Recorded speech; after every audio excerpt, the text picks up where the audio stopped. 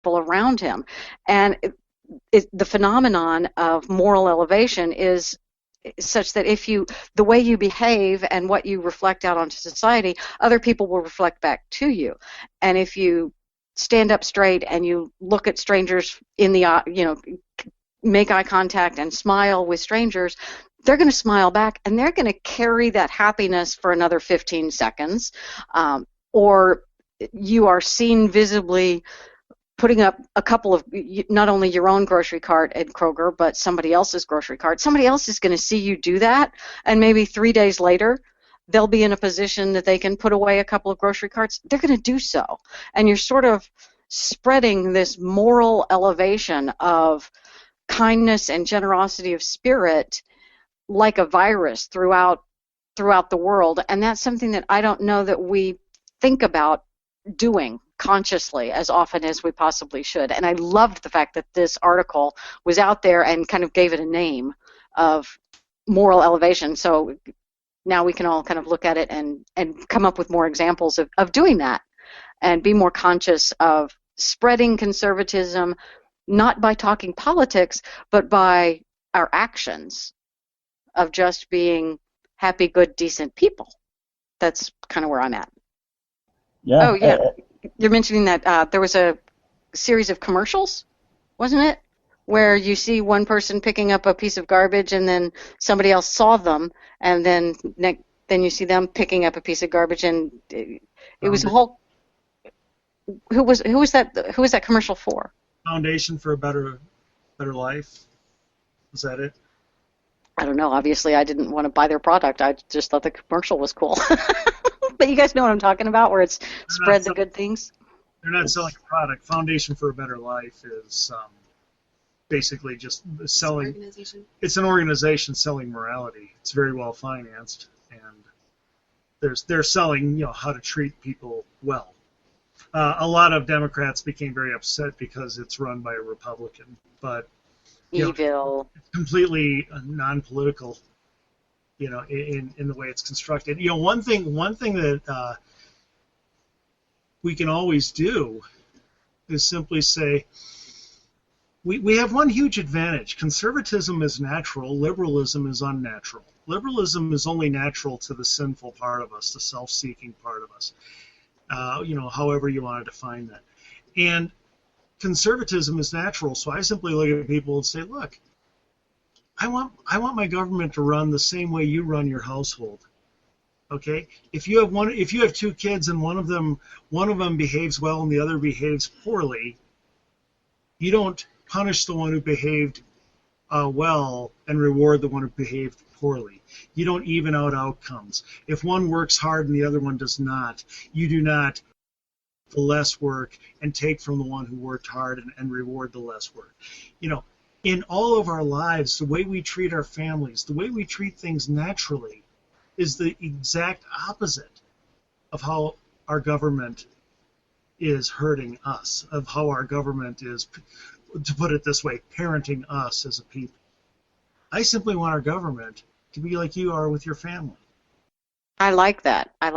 And in this article by Arthur Brooks, he focused on, after telling his story of his briefcase, he talked about, bringing a bit more civility to our political culture.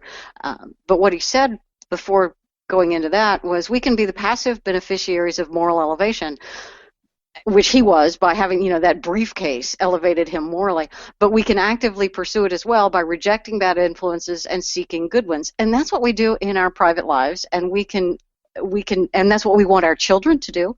Don't we all understand when you're raising your children, you encourage them to have good friends rather than bad friends, and have friends that will elevate them, and that they can then elevate their friends. And we then somehow forget that when we grow up, and we hang out with the bad crowd of people who are, amoral, and we excuse that. We need to remember the things that we teach our children about, you are who your friends are, and you need to behave properly and mind your manners and treat people decently. We need to do that our whole lives.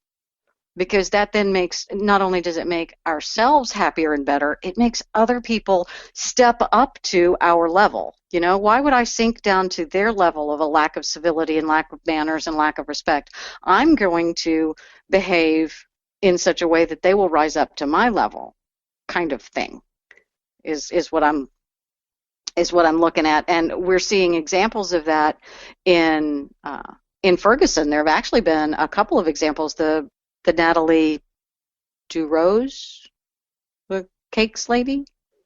You guys know more about that than I do. Natalie, what's her face in Ferguson that made the cakes, and there was the GoFundMe. Natalie Dubose. And there was the GoFundMe, and she's made tons of money, and she's getting a lot of press. And what Felicia was telling me earlier is that because Natalie has done well enough on this thing that she's going to rebuild her own, she is sharing with the other residents and business people of Ferguson, and she's spreading the mentality and the spirit of rebuild and do good things and be a positive influence on each other. And that's moral elevation, and that's the kind of thing that goes beyond party politics. It goes beyond race. It goes beyond so many things into the kind of society we want to live in. And if we focus on those good things and we expand those, you know, you get more of what you pay attention to. So we pay attention to and expand those morally elevating things, and you know, it steal attention from the negative, ugly people, and give attention to the positive, happy people. You know, one of the things about I have to say one political thing about her story, though, just because it highlighted something that I just love about the right. We're not perfect, folks. We're not perfect, but it's something I really love, and that's this. While the left constantly picks and chooses winners and losers, the right does not care nearly as much what your party is, where you come from. They care about your character. This woman's she's a Democrat. Okay, but what swept people up and got so many people on the right donating to her. That's where most of her donations, I do believe, came from. Because they advertised for it on Rush and things like this.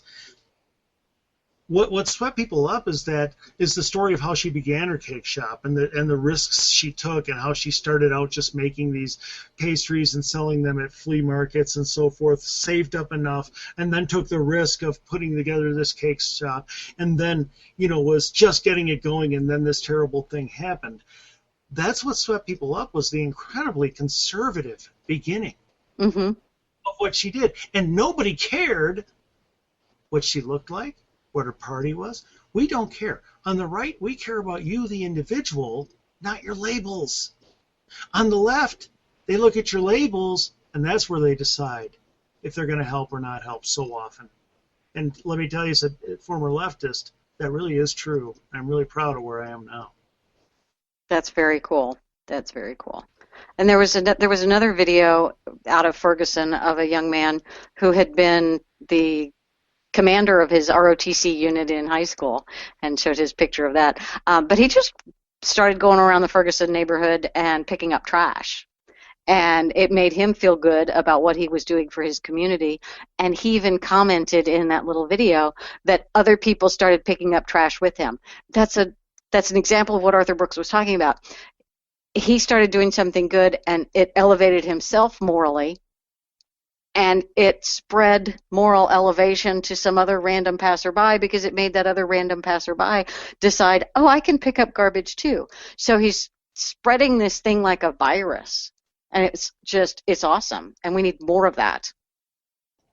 It's not guilt. It's not that it wasn't guilt that was motivating the other person. It was the desire to do good, and I think that's very well ingrained in everyone. And this is some good proof of that. Well, we were kind of shocked and a little bit amused even yesterday. We were watching some of the footage of that convenience store that got looted. You know, the one where Michael Brown walked in and stole the cigars. And the one guy was trying to light the place on fire, and he was spreading, what is that? accelerant all over the store and trying to get this fire started. And doing a terrible job. Yeah, doing a really bad job. Incredibly bad. I mean, he reminded me of old film of the frustrated father trying to get the grill going. Yes. But anyway, go ahead. Well, he needs to go back to disruptive protesting school. Exactly. Yeah, exactly. He failed badly. But anyway, and then a couple minutes later, he's got this fire going, and so he walks away and he continues to loot. And then this girl walks over, and she's got a gallon of milk in her hands. She's one of the looters. She's one of the looters, and she's there pouring the milk over the accelerant and over this fire to put it out. And so it goes out, and it's steaming still. So that's not good enough. She goes back and gets another gallon of milk and continues to pour it to make sure it's completely out. So right in the middle of looting, you have a looter who gets gripped by conscience and rescues a store. I was so shocked. That's just, I mean, it's hysterical, it's sad, it's awesome, it's all of those things. So it was kind of the power of the crowd caused her to be a looter like everybody else, but then when she was slightly away from the crowd and could operate under her own conscience a little bit, or, just not as surrounded by the crowd, she was able to slow down enough and think enough and say, oh my God, this thing's on fire, that's probably a bad idea, I will put the fire out. Well, it's like she was okay with looting, but not with arson, so she had limits. Well, and she also, by the way, you're right, she had stepped aside from the crowd and gone back, and when she was pouring that on there, she was pretty much the only one there then. What this always tells me is this: don't tell me that you are controlled by those around you, that they are defining you and telling you what you have to become. When even in the midst of looting, in the midst of the looting of the Ferguson riots, a looter can get gripped by conscience and save a store. I don't want to pour milk all over your accelerant-laden fire here, but a store that burns down can't be further looted. I'm just saying. Such a cynic. Such a cynic. I knew it was going to be brought up. I knew it was going there. I had a feeling. Oh, Fishy, what would we do without you? Y'all people is all going to burn in hell. Y'all's going to all burn in hell. It is very difficult to loot a store while the store is on fire. Yes, Fishy, you do have a very good point there. So it was just economic conservatism on her part. She was trying to preserve. I was saying that earlier. Okay. Intelligent economic decisions all the time. I'm sorry, I had to say it. She didn't grab anything afterward. Okay. She just poured the milk and took off. You are so mean. Okay, we now have an understanding of who the optimists and who the pessimists are in this little happy crowd, don't we? And Felicia, you're on the glass half full, half empty side of things. I'm in the drinking out of a solo cup because all the glasses are broken. Pessimist. See, I told you. So sad. She takes our glass, Leslie, and she smashes it. So sad. So she's an anarchist. You know who's happy? You know who's happy right now? Paul Krugman. He's happy. Congratulations, Fishy. You made Paul Krugman happy. You have to deal with that on your conscience for the rest of your life. Somewhere in Princeton, Paul Krugman is stroking his cat and smiling because of you. Very nice. God, that's depressing. Yes, it is very depressing. I want to get back to the story of Terrence now that we've dispensed with the looters and their odd behavior. Okay, but the great thing about this video about Terrence and the guy that was picking up trash in Ferguson and just going out to help, he said things that were really interesting. I want to be a good role model. I want to promote the good parts of this community and show people that Ferguson is a community that has people in it that are positive and loving and good and giving. And then at the end he said he'd been applying for a position with the police department. This is a guy post-riot, post-judgment, who has gotten accepted to the next step and is going forward with his ambition to become a police officer in Yeah, that environment. the last few seconds of that video just gave me goosebumps because you could